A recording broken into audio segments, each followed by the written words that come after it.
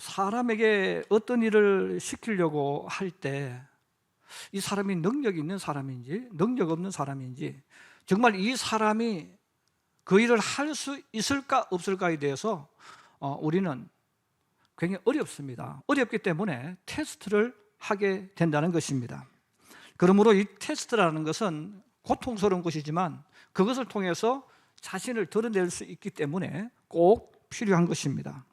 그래서 싸움 잘하는 사람을 뽑기 위해서 링을 만들어 놓고 그 안에 룰을 정해주고 서로 싸우게 합니다. 여러분, 싸우게 하는 것이 바로 테스트죠. 그리고 이기는 사람이 바로 능력 있다라고 우리가 판정을 해줍니다. 하나님을 믿는 우리의 삶도 똑같습니다. 신앙인이라고 모든 사람이 다 똑같은 신앙을 가지고 있지 않습니다. 똑같은 교회에 와서 교육과 훈련을 받아도 똑같아지지는 않습니다. 또 교회 안에서 봉사 많이 한다고 더 좋은 직분을 가지고 있다고, 더 오래 생활했다고 믿음이 좋은 것은 아닙니다. 어떤 사람은 그 정말 굉장한 믿음을 가지고 있지만 내가 믿음이 있는지를 모르는 사람이 있습니다. 어떤 사람은 내가 믿음 좋은 줄 알지만 또 믿음 없는 사람이 있을 수 있습니다. 그럼 그건 어떻게 할 수 있느냐? 내가 어떤 큰 문제를 만나서 그 문제와 싸우는 모습을 보면 알 수가 있는 거예요. 그래서 신앙이라는 것은 저분은 믿음이 좋다, 나보다 더 믿음이 좋아, 말은 할 수 있지만 정말 좋을지 좋지 않을지를 우리가 아는 방법은 문제 속에 던져 넣어보면 그 사람을 알 수가 있는 것이죠. 그런데 우리가 사람을 문제 속에 일부러 던져 넣을 수는 없어요. 일부러 던져 넣을 수는 없지만 그럼에도 불구하고 큰 인생의 위기를 만났을 때, 또 그 사람 앞에 어떤 큰 문제가 있을 때에 그 문제를 대처하는 모습을 보면 이분은 믿음이 있구나, 이분은 믿음이 없는 사람이구나, 하나님이 이분을 쓰는 이유가 바로 이것이구나 하는 것을 우리는 알게 되어집니다. 고난과 큰 인생의 위기는 고통스러운 것이죠. 또 그 사람의 인생을 막다른 골목으로 몰아갈 수 있기도 합니다. 그러나 반대로 생각하면 그 문제를 통해서 어떤 사람은 더 높은 차원의 세계로 올라갈 수 있고 어떤 사람은 그 문제에 완전히 망하기도 합니다. 이런 그 차이가 뭘까요?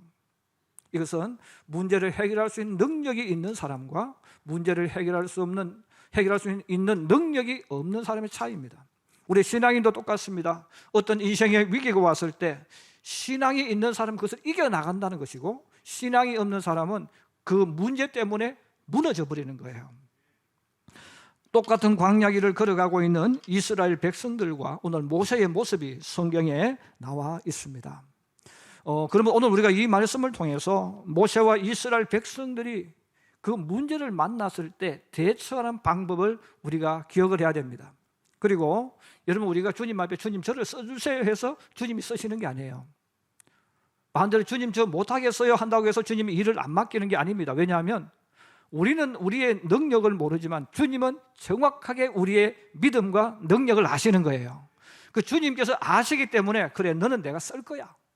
주님 저 못하겠는데요, 아무리 많은 이야기도 아니야, 너는 그런 능력이 있어, 내가 너를 쓸 거야. 그러시고 주님이 쓰시는 것이고, 내가 아무리 주님 써주십시오 해도 너는 능력이 없어, 너는 믿음이 없어, 하나님께서 그렇게 보시는 사람은 쓰지 못하는 것이죠. 그래서 우리가 왜 하나님께서 80세 된 그 노인 모세를 왜 쓰셨을까? 그것을, 이 문제를 대처해 나가는 그 모습을 보면 모세가 이런 믿음의 사람이구나, 이런 사람이니까 주님이 쓰실 수밖에 없는 것이구나 하는 것을 여러분 사실은 알 수가 있습니다. 저는 우리 성도들이 능력 있는 믿음의 사람이 되기를 주의 이름으로 축복합니다.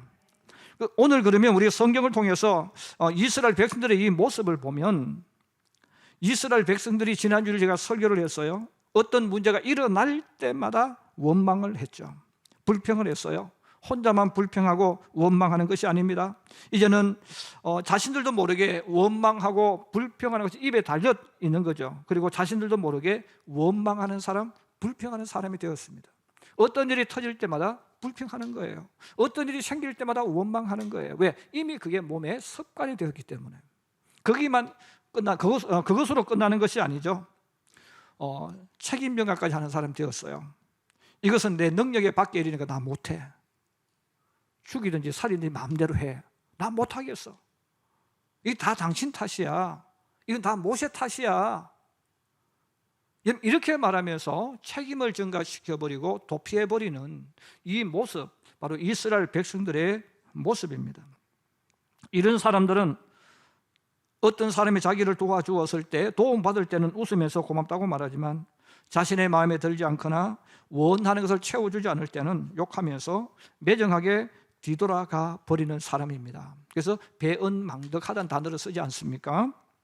여러분, 똑같이 목마른 길을 걸어가고 갈증을 느끼는 이 상황 속에서 이스라엘 백성은 그렇게 했다면 모세는 달랐다는 거죠. 모세는 이런 문제가 일어날 때에 모세는 그 문제를 어떻게 대처했을까요?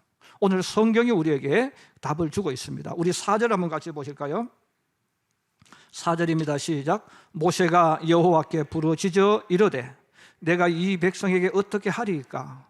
그들이 조금 있으면 내게 돌을 던지겠나이다.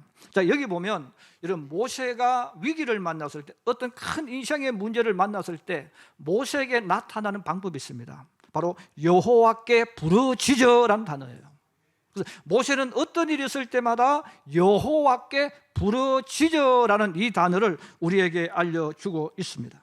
이스라엘 백성들은 문제가 생길 때마다 모세에게 불평과 원망과 책임 전가를 시키는 거죠. 그래서 오늘 성경에도 그렇게 나와 있어요.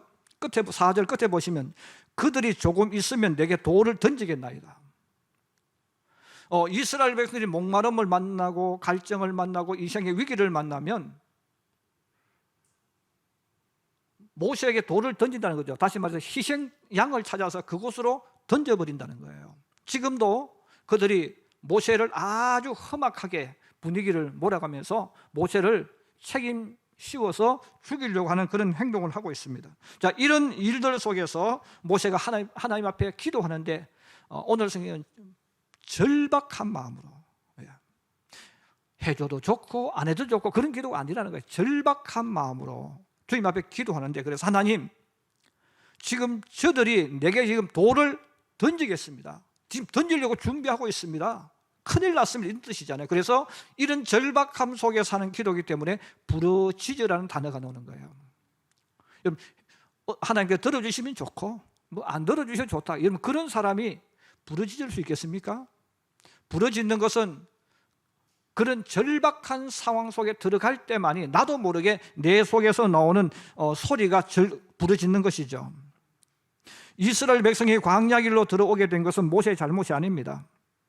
이스라엘 백성들을 적과 꿀이 흐르는 가나안 땅으로 이끌어가는 계획과 일정 역시 모세가 계획한 것이 아니죠.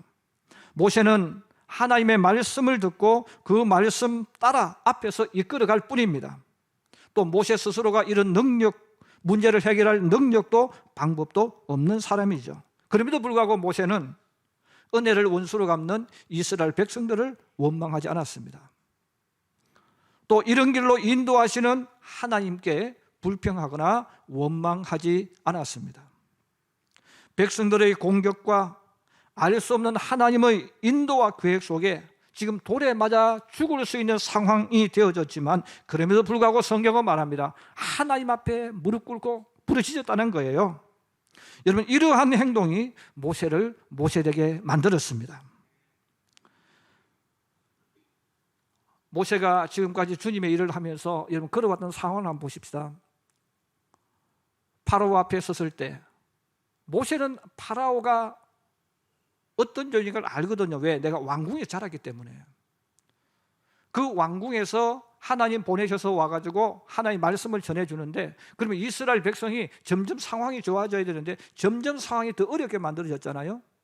그러면 이스라엘 백성들이 모세 앞을 지나갈 때마다 성경이 말하지 않습니까? 모세에게 욕을 했다는 거예요. 야, 이놈아, 너 때문에 지금 우리 더 힘들어졌어.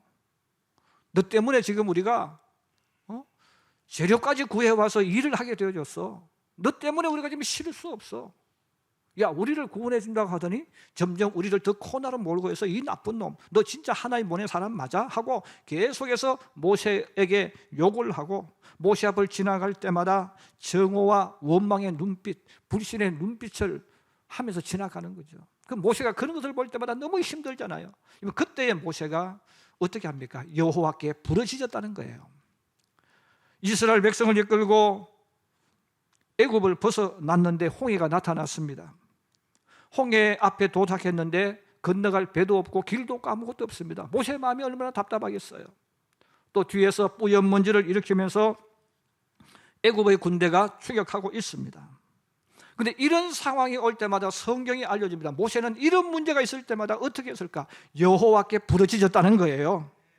죽느냐 사느냐 망하느냐 소생하느냐의 절박함 속에서 모세는 언제나 하나님께 부르짖는 기도의 길을 선택했다는 것입니다. 기도가 무엇이냐라고 질문하면 많은 신앙인들이 각자가 자기의 생각까지 기도는 이거야 저거야 하고 이야기할 수 있겠죠. 그러면 모세에게 있어서 기도란 무엇일까요? 모세에게 부르짖는 이 기도는 무엇을 의미하겠습니까? 모세에게서 기도는 하나님께 문제를 들고 찾아가서 하나님께 맡기는 거예요. 한번 따라해 주세요. 기도는 하나님께 문제를 들고 찾아가서 맡기는 것이다. 할렐루야. 이게 너무너무 중요한 거예요. 많은 사람들이 세상을 살아가면서 잘못된 선택을 한 이유가 뭐냐면 내가 어떤 인생의 문제를 만났을 때 내가 찾아가는 상담자, 내가 찾아가는 사람이 나보다 더 못한 사람, 자기보다 더 못한 사람, 그런 사람을 찾아간다는 거죠. 부부가 싸워서 이혼 단계에 되어졌을 때 그 사람이 찾아가서 상담하는 친구가 어떤 사람입니까? 그 부부도 똑같이 싸우는 사람이에요. 사느냐 마느냐 그런 기로에 서 있는 사람에게 찾아가서 인생 상담을 하는 거죠. 결혼을 해야 되느냐 하지 않아야 되느냐고 상담을 할 때도 마찬가지입니다. 누구 찾아가서 이야기합니까? 자기 또래를 찾아가는 거죠. 결혼에 대해서 부정적인 생각을 가지고 있는 사람에게 찾아가서 결혼에 대한 이야기하면 당연히 하지 마라 그러죠. 그러니까 자꾸 상담이 문제가 되는 거예요. 인생에 문제가 발생하는 거예요. 여러분, 기도한다는 말은 주님께 찾아가는 거예요. 여러분, 하나님은 전능하신 자를 찾아간다는 것 아니겠어요? 우리가 인생을 살아갈 때, 내가 인생에 누구를 만나러 갈 때 정말 중요한 게 바로 이거예요. 여러분, 기도한다는 말은 전능하신 하나님, 올바른 문제 해결자 주님을 찾아간다는 거예요. 근데 많은 사람이 인생을 살면서 어떤 문제를 찾아갔을 때 누구에게 상담합니까? 능력도 없고 본인도 그 속에서 어떻게 해야 될지 모르는 사람에게 찾아가서 자식 어떻게 키우는지, 우리 부부가 살아야 되는지 말아야 되는지, 내가 어떻게 하면 결혼을 행복하게 살 수 있는지를 상담하는 거죠. 그러니까 자꾸 문제가 생기는 거예요. 문제가 생기니까 누구 집 남편은 이렇게 하고 누구 집 아내는 이렇게 하더라, 자꾸 이상한 것만 듣고 오는 거예요. 그래 문제가 발생하는 거예요. 여러분, 그 기도한다는 것은 이게 보통 중요한 게 아닙니다. 모세와 같은 이런 믿음과 생각을 가지고 기도한 사람이 한나입니다. 결혼했지만 자식이 없어서 조롱과 멸시를 받아서 늘 눈물 흘리며 그 살던 한나가 여호와의 법궤가 있는 실로에 가서 기도합니다. 기도하다가 엘리 선지자를 통해서 하나님의 음성을 듣습니다. 사무엘상 1장 17절과 18절에 말씀합니다. 엘리가 대답하여 이르되 평안히 가라. 이스라엘의 하나님이 내가 기도하여 구한 것을 허락하시기를 원하노라. 그런데 엘리 제사장이 한 이야기예요. 엘리 제사장이 했는데 한나는 바로 엘리가 하나님의 사람이기 때문에 하나님이 엘리를 통해서 자기에게 주신 음성으로 받은 거예요. 그러므로 성경이 이렇게 말합니다. 이르되 당신의 여종이 당신께 은혜 입기를 원하나이다 하고 가서 먹고 얼굴에 다시는 근심의 빛이 없더라 그랬어요. 지금까지 이 한나는 늘 자식 때문에, 자식이 없어가지고 멸시받고 조롱받기 때문에 늘 울면서 살았던 사람입니다. 그런데 하나님께서 너에게 은혜를 주신다는 그 말을 듣고 한나가 돌아갔는데 그 다음부터는 얼굴에 근심이 없었다는 거예요. 왜 그랬을까요? 하나님께 온전히 맡기고 왔기 때문입니다. 바로 한나의 신앙이 그런 신앙인 거죠. 이것이 바로 일반 신앙인들과 다른 깊은 신앙인의 흔적입니다. 대부분의 신앙인은 기도를 한 이후에 기도 마치고 나면 그 문제를 다시 끌어안고 다시 집으로 돌아가는 거예요. 그리고 기도하러 나와서는 주님 앞에 기도를 하고 돌아갈 땐 다시 그것을 내가 가지고 자기 집으로 돌아가는 거죠. 그래서 기도를 하고 나서도 계속해서 자기 기도한 것을 가지고 걱정하고 염려하고 그렇게 하는 거예요. 왜냐하면 하나님께 문제를 맡겨놓고 오지 않았기 때문입니다. 그럼 이게 누구나 되느냐? 누구나 되지 않죠. 누구나 된다면 똑같아지는 거잖아요. 이 믿음이 깊은 사람은 그래서 똑같은 기도와 똑같은 시간에도 다른 거예요. 하나님께 맡겨놓고 하나님이 하실 줄로 믿고 오는 사람은 얼굴이 수척하지 않죠. 기쁨이 있고 감사가 있고 은혜가 있고 소망이 있는 거죠. 그러나 다시 짐을 지고 오는 사람은 기도하고 나서도 그래요. 얼굴에 걱정스러워요. 이야기할 때도 또 걱정해요. 왜? 하나님께 맡겨놓고 오지 않았기 때문에 내가 들고 와버렸단 말이에요. 내가 들고 왔으니까 하나님께서 일을 처리할 수가 없는 거죠. 저는 우리 성도들이 하나님께 드리는 이 기도가 내가 다시 들고 오는 기도가 되지 않기를 원합니다. 여러분들이 주님 앞에 기도한다면 그것을 온전히 맡길 수 있는 믿음의 사람이 되기를 주의 이름으로 축복합니다. 이 기도를 아무나 할 수 있는 게 아니라는 거예요. 하나님을 절대적으로 신뢰할 수 있는 사람만이 맡기고 올 수 있는 거죠. 근데 대부분은 다시 또 들고 와서 하나님 해주세요, 문제 해주세요, 주님께 맡깁니다 하고 기도하고는 갈 때 또 빼앗아서 또 가져가는 거예요. 또 가져가는 거예요. 가져가서 또 집에 가서 이거 어떻게 하지? 안 되면 어떻게 하지? 하나님께서 그 믿음대로 안 되게 해주시고 그렇게 만드신단 말이에요. 모세가 하나님 앞에 드리는 그 기도는 맡기는 기도예요. 그 맡기는 기도니까 모세가 늘 주님 앞에 문제를 맡겨버리는 것입니다. 그래서 하나님께서 성경에 보면 이런 모세를 칭찬하셨고 인정하신 내용이 히브리서 3장 5절에 나옵니다. 또한 모세는 장래에 말할 것을 정언하기 위하여 하나님의 온 집에서 종으로 신실을 하였고, 하나님의 종으로서 하나님의 온 교회에 맡겨진 그 모든 일에 신실했다, 이렇게 하나님이 인정했어요. 사실상 모세가 다른 사람보다 뛰어난 업적과 공적을 남긴 것은 없습니다. 이스라엘 민족을 구한 것, 홍해를 건넌 것, 광야길을 인도한 것, 만나와 메추라기를 보내준 것은 전부 하나님께서 하셨어요. 여러분 성경 읽어보세요. 모세가 이스라엘 백성들 앞에서 한 게 뭐가 있습니까? 다 하나님이 하셨어요. 그런데 모세가 한 일이 있죠. 하나님의 말씀에 순종하는 거예요. 그리고 그는 어떤 문제가 발생했을 때마다 하나님께 찾아가서 하나님께 맡긴 것 기도한 거예요. 이것을 보시고 하나님이 모세를 인정하신 겁니다. 이것을 보시고 하나님이 칭찬하신 거예요. 여러분 우리가 믿음의 길을 걸어갈 때 우리가 주님 앞에 갔을 때도 마찬가지예요. 하나님 제가 이 땅에 살면서 이것 했습니다, 저거 했습니다, 여러분 이야기하지만 그건 자랑거리가 별로 안 돼요. 정말 주님께서 상급을 주시고 복을 주시는 게 뭡니까? 하나님 말씀에 순종한 겁니다. 그리고 주님을 믿고 맡기는 거예요. 이게 우리가 믿음이라는 단어를 쓰잖아요. 저는 우리 성도들이 어떤 문제를 찾아갈 때마다 물론 세상에 필요한 전문 지식을 가진 분들을 찾아갈 이유가 있습니다. 그러나 그것보다 먼저 모든 문제의 해결자가 되신 주님 앞에 모세처럼 부르짖을 수 있기를 주의 이름으로 축복합니다. 이 방법이 가장 올바른 방법이라는 거죠. 그럼 왜 그렇게 해야 됩니까? 두 번째로 한번 따라해 주세요. 하나님의 방법대로 하면 쉽게 해결되어진다. 다시 한번요. 하나님의 방법대로 하면 쉽게 해결된다. 하나님의 방법은 모세가 했던 방법이죠. 주님 말씀 그대로 하고 기도하는 거예요. 내 능력으로 내 방법으로 해결할 수 없는 문제를 만났을 때 우리는 내가 그 문제를 막 해결하려고 해요. 내가 열심히 노력해서 무언가를 만들려고 해요. 그게 나쁜 건 아니에요. 하나님을 믿지 않는 사람은 그렇게 살아가는 것이니까요. 그래서 하나님을 믿지 않는 사람은 거기에 올인해서 살아가는 거고 우리 예수 믿는 분들도 그렇게 인생을 살아갈 수가 있습니다. 그런데 그 방법보다 하나님의 방법이 쉽다는 거죠. 예를 들어 성경에 보면 귀신 들린 사람이 있어요. 귀신 들린 사람이 있을 때 그 귀신 들린 사람 귀신을 쫓아내야 되는데 그 귀신을 어떻게 쫓아내야 됩니까? 여러분, 현대 많은 하나님을 믿지 않는 사람들, 불신자들에게 그 방법을 이야기하면 아마 상담적으로 아니면 신경적으로 이야기할 거예요. 그들은 영적인 세계를 믿지 않습니다. 그 영적인 세계를 믿지 않으니까 그들은 근본 해결을 모르는 거죠.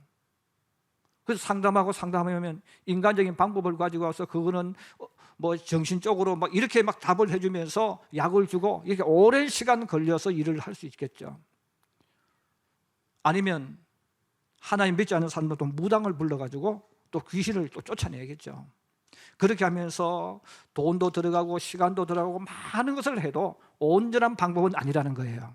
근데 예수님이 알려주신 방법이 있죠. 성경에 보시면 예수님이 귀신 들린 사람들과 만났을 때 귀신을 쫓아내는 방법을 보여주셨잖아요. 그라사인 지방에 있는 그 귀신, 사람들이 무서워서 도망가고 문제를 해결하지 못했을 때 예수님은 너무 쉽게 하셨어요. 그 귀신에게 명령합니다. 나가라! 귀신이 놀라서 애원합니다. 저를 쫓아내지 마시고 저 돼지에게 들어가게 해주세요. 예수님은 허락합니다. 예수님이 나가라 그 말을 했을 때 귀신이 너무 놀라서 그 사람에게서 나와서 돼지에게 들어가 버렸다는 거예요. 예수님의 이 방법이 깨끗한 방법이에요. 옳은 방법이에요. 예수 믿는 우리가 이 예수님의 방법을 우리가 가지고 사용하지 않습니까? 귀신 들린 사람에게 찾아와서 우리가 상담할 필요도 없잖아요. 나사렛 예수 그리스도 이름으로 명하노니 그 사람에서 나갈지어다. 나가라 명령하면 주님이 하시잖아요. 그래서 순식간에 이루어지는 거예요. 너무너무 쉬운 거예요. 그런데 우리가 하면 너무너무 힘들어요. 또 안 되어집니다. 이런 병이라는 것도 똑같지 않습니까? 이런 병이라는 것도 내가 하려고 하면, 내가 병 고치려고 하면 너무너무 힘들어요. 그런데 하나님이 하면 너무 쉽습니다. 예. 여러분, 우리가 직장 문제도 마찬가지, 사업의 문제도 마찬가지, 먹는 문제도 마찬가지입니다.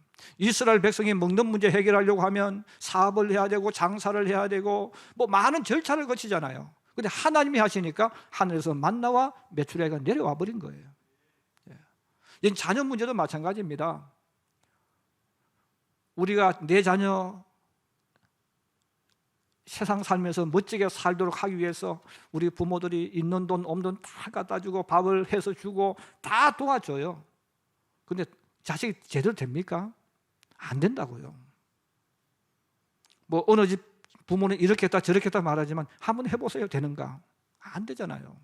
자식을 키워보는 부모는 다 똑같이 인정하는 거예요. 그래서 부모가 자식을 잘되게 만들어주고 하려고 해도 그거 안 됩니다. 잠시는 돈 가지고 뭘 도와줄 수 있을지 몰라도 이런 그것 가지고 그 아이의 인생이 바뀌어지는 건 아니에요. 그런데 하나님이 하시면 쉬운 거예요.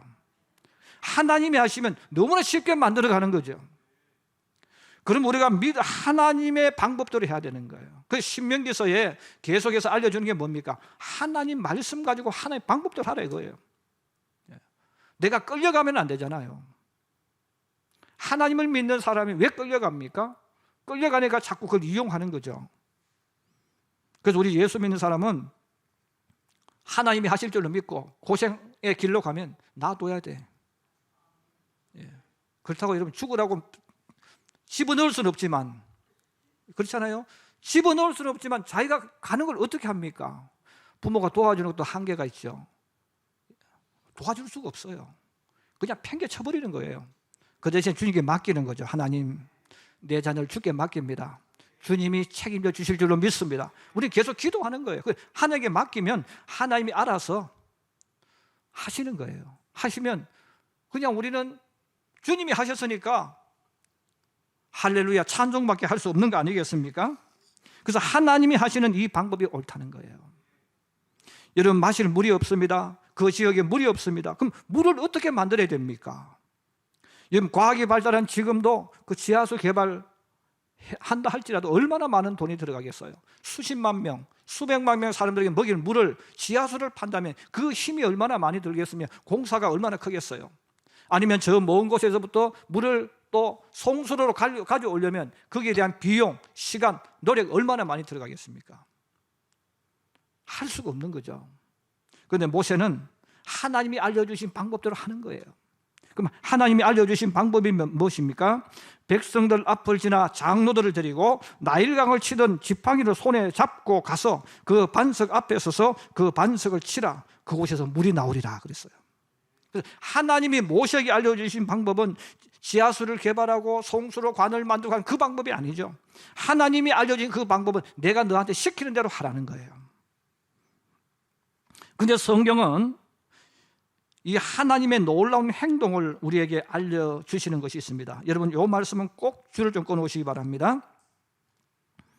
우리 6절입니다. 6절 한번 같이 읽겠습니다. 시작. 내가 호렙산에 있는 그 반석이 거기서 내 앞에 서리니. 다시 한번요. 내가 호렙산에 있는 그 반석 위 거기서 내 앞에 서리니. 너무너무 중요한 내용입니다. 왜 중요하냐면 하나님께서 모세에게 너는 그 반석이라고 이야기했어요. 그냥 반석이 아니고 그 반석, 다시 말해 하나님이 지시한 그 반석, 하나님이 말한 그 반석, 큰 바위 앞에 서라는 거죠. 근데 모세가 그 바위 앞에 서 있는데, 그러면 주님께서 무슨 약속을 합니까? 모세야, 내가 그 반석 위에 내가 있겠다. 여러분, 모세 눈에는 안 보여요. 이스라엘 백성 눈에는 안 보입니다. 그런데 그 반석 위에 누가 있겠다는 겁니까? 하나님이 계시겠다는 거예요. 그래서 하나님이 왜 계시겠어요? 모세가 하나님 말씀에 순종해서 반석을 칠 때 하나님이 일하기 위해서, 하나님이 역사하기 위해서 거기 있겠다는 겁니다. 내가 너 앞에서 그 반석 위에 내가 있을 거야. 그러니까 너는 너가 반석에서 물이 나오게 한다고 생각하면 안 돼. 내가 할 거야. 그 내 말에 너는 순종해서 하기만 하면 돼. 이 말씀을 해주는 거예요. 여러분, 모세가 하나님의 말씀을 믿고 그 반석 앞에 딱 섰습니다. 그리고 들고 있던 지팡이로 반석을 탁 내리쳤어요. 모세가 내리치는 그 순간 반석에 계시던 하나님이 역사하신 거예요. 하나님이 일하신 겁니다. 여러분, 하나님이 일하신 것을 기적이라고 제가 말씀드렸잖아요. 여러분, 기적은 다른 게 기적이 아니에요. 하나님이 하시는 일이 기적인 거예요.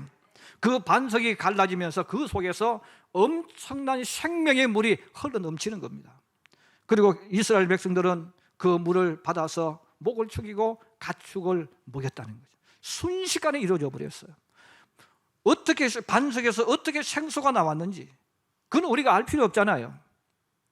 그건 하나님이 하신 일이니까 우리 믿음으로 아멘하고 받아 누리면 되는 거죠. 바로 오늘 하나님께서 이스라엘 민족에게 이 증거를 보여주신 거예요.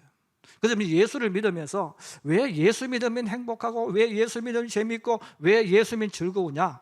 하나님이 일하기 때문에 재밌는 거예요. 하나님이 일하니까 즐거운 거예요. 내가 하면 너무너무 힘들어요. 그래서 여러분들이 제가 자녀 문제를 이야기했지만, 여러분 자녀도 부모가 내 자식 내가 성공하도록 만들어야 되겠다 생각하면요, 부모도 힘들고요, 부모 인생 다 망가지는 거예요. 저는 우리 성도들이 혹시 부자 되시거든 자식 출세시킨다고 기러기 부부 안 됐으면 좋겠어요. 부모 인생 다 망가뜨리는 겁니다. 여러분, 그런다고 그 자식이 훌륭한 인물 됩니까? 이게 훌륭한 인물이 뭐가 훌륭한 인물이에요? 부부 관계가 파괴되어졌는데 뭐가 훌륭한 아들입니까? 저는 우리 성도들이 자식의 문제 때문에 부모의 인생을 망가뜨리는 것은 성경의 것이 아니라는 거예요. 그래서 여러분들이 절대로 기러기 부부가 되면 안 된다는 겁니다. 물론 그런 상황이 올 수 있습니다. 이런 그럴지라도 정말 조심해야 됩니다. 자식은 내가 책임지는 게 아니에요. 그 자식의 미래를 내가 어떻게 책임질 수 있겠어요? 하나님이 책임져 주셔야 되잖아요. 여러분, 사업도 마찬가지예요. 여러분들이 지금 코로나 그 통로 가운데 있는데 여러분들이 발버둥 치는 거 좋습니다. 그러나 그거 안 된다는 거예요. 내가 하면 너무너무 힘들고 어려운데 하나님이 역사하시면 순식간에 문제가 해결되어집니다. 경제적인 문제 똑같습니다. 그러므로 우리는 하나님이 주신 이 말씀을 우리 가슴 속에 새겨서 여러분이 열심히 일하셔야 되지만, 하나님 내가 열심히 일하는 것 이 위에 하나님 역사하여 주시옵소서. 그래서 하나님 말씀 믿고 기도하는 사람에게 이 역사가 일어납니다. 그럼 오늘 모세가 친 이 반석은 예수 그리스도죠.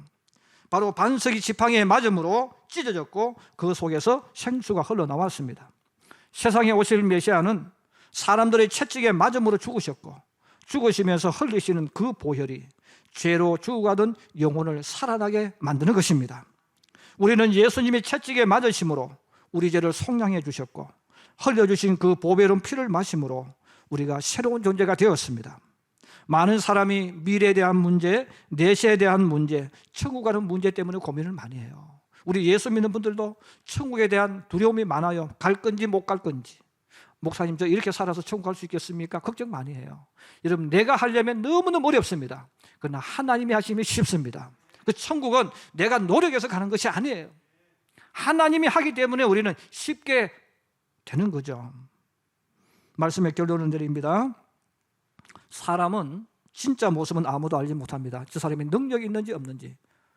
저도 여러분도 내가 어떤 능력이 있는지 알지 못해요. 그러나 어떤 문제를 만났을 때 우리는 내 능력을 파악할 수가 있습니다. 특별히 신앙인들은 신앙의 이 깊이, 신앙의 능력이 너무 중요합니다. 왜냐하면 그것 때문에 살 수도 있고 망할 수도 있기 때문에.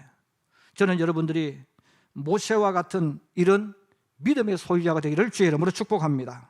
어떤 문제 생길 때마다 하나님께 찾아가는 것. 그래서 신앙인의 능력, 믿음의 척도가 뭐냐? 어떤 일이 내게 일어났을 때 너 누구 찾아가느냐가 중요한 거예요. 그게 신앙의 깊이고 능력인 거예요. 하나님을 찾아가는 사람, 주님 앞에 기도할 수 있는 사람, 그 사람의 신앙은 깊은 신앙인입니다. 저는 우리 성도들이 주님 앞에 기도할 수 있기를 주의 이름으로 축복합니다. 그리고 기도하고 가져오지 마시고 맡겨놓고 주님이 해결해 주실 줄로 믿고 찬송하며 감사하며 기도하기를 바랍니다. 그리고 하나님이 하시면 너무 쉽습니다. 그래서 내가 그동안 왜 이렇게 살았지?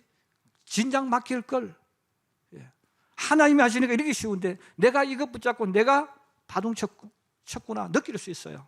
여러분, 하나님 일하게 하셔서 그 열매를 따먹고 간증하면서 믿음의 길을 걸어가는 우리 모든 성도들이 되기를 주의 이름으로 축복합니다. 축복합니다.